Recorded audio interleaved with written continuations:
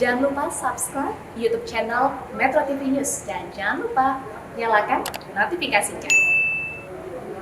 Sebelumnya pemirsa, Presiden Joko Widodo menargetkan 1 juta orang per hari akan divaksinasi. Dengan demikian program vaksinasi akan selesai dalam jangka waktu 1 tahun. Namun melihat kondisi data lapangan, apakah mungkin target tersebut dapat tercapai? Akan kita bahas bersama juru bicara vaksin Kementerian Kesehatan, Siti Nadia Tarmizi. Selamat malam, Bu Nadia. Malam, Mbak Syaza. Ibu, apakah target yang dicanangkan oleh Presiden Joko Widodo ini realistis dapat tercapai melihat evaluasi data dari lapangan, Ibu? Iya, tentunya target 1 juta pemberian vaksinasi ini dibutuhkan suatu strategi yang lebih tajam ya. Dan ini seperti yang disampaikan oleh Bapak Menteri Kesehatan bahwa harus ada beberapa perbaikan. Misalnya dengan memastikan data yang lebih bisa digunakan. Kedua adalah tentunya memastikan tadi tenaga untuk memberikan vaksinasi atau vaksinator ini mencukupi.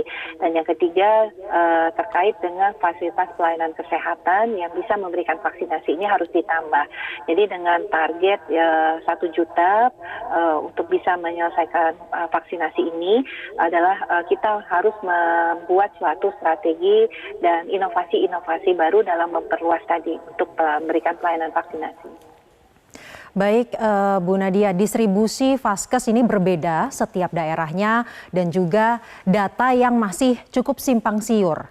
Pak Menkes mengatakan akan menggunakan data dari KPU. Lalu strategi seperti apa atau inovasi-inovasi seperti apa yang kemudian akan diambil oleh Kemenkes untuk menjalankan program vaksinasi ini?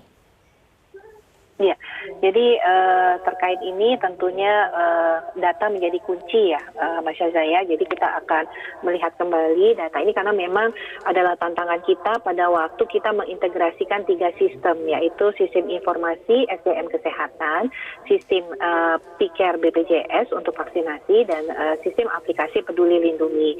Sehingga kita juga mengalami beberapa tantangan, tetapi ini sudah kita selesaikan dengan di awal vaksinasi ini dengan cara manual ya, dan memang sebenarnya cara manual ini memang kita gunakan terutama untuk daerah-daerah yang tidak memiliki jaringan atau koneksi internet yang cukup baik, dan kita menggunakan tentunya secara manual. Nah, terkait tentang inovasi atau strategi terobosan, yang pertama adalah kita harus memperluas layanan pemberian pelayanan vaksin. Jadi kalau saat ini ada 12.000 sekitar layanan vaksinasi yang sudah siap untuk memberikan vaksinasi, ini harus ditingkatkan 2 kali lipatnya, dan kita memang memiliki masih banyak fasyankes, terutama fasyankes swasta yang bisa kita libatkan.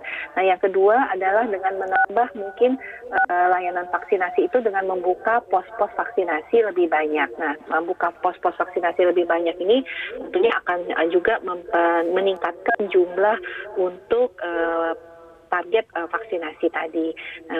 Yang lain adalah tenaga vaksinator, karena saat ini kan tenaga vaksinator ini per satu layanan itu hanya 4 sampai dengan 6 orang di puskesmas. Sementara juga di rumah sakit ini jumlahnya harus ditambah, karena kan di rumah sakit pasti banyak tenaga kesehatan yang memiliki kompetensi ataupun memiliki kewenangan untuk memberikan suntikan kepada orang lain. Nah, ini tentunya kita bisa mengerahkan tenaga kesehatan lainnya untuk bisa membantu dalam mencapai target ini.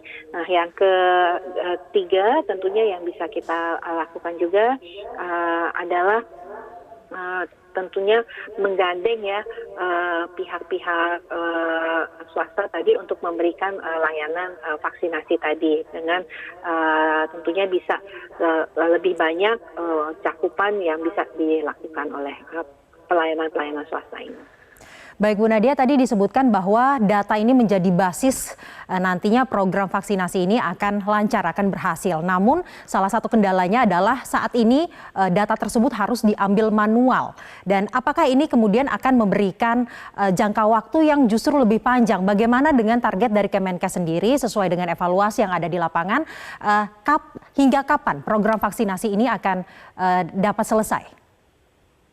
Ya, Target awal kita itu adalah vaksinasi ini akan selesai dalam 15 bulan. Artinya target ini disusun berdasarkan ketersediaan daripada vaksin yang akan kita terima di Indonesia ini. Tetapi kemudian sesuai arahan Bapak Presiden, kita harus mengakselerasi pelaksanaan vaksinasi ini yang artinya 90 juta dosis yang tadinya direncanakan baru bisa kita terima di awal triwulan 2022 ini harus kita upayakan, kita negosiasikan kepada produsen vaksinnya untuk bisa kita terima di tahun 2021 sehingga kita bisa menyelesaikan proses vaksinasi ini di tahun 2021. Jadi ini yang pertama kali harus kita lakukan. Jadi memungkinkan untuk bisa kita lakukan, tapi tadi selain dengan ketersediaan vaksin yang harus kita pastikan, yang kedua tadi membuat terobosan-terobosan untuk mengakselerasi ataupun meningkatkan jumlah vaksinator, jumlah layanan kesehatan, juga kemudian cara pendistribusian dari vaksin itu sendiri.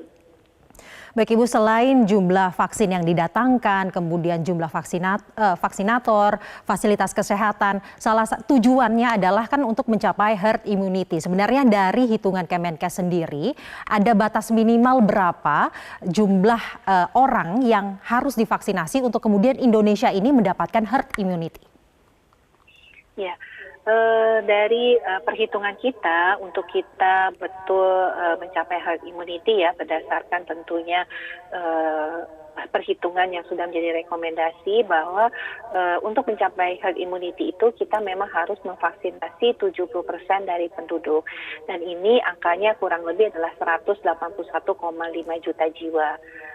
Angka ini masih mungkin bisa bergerak karena seperti contohnya tenaga kesehatan. Di awal kita targetkan tenaga kesehatan ini hanya 1,3 juta.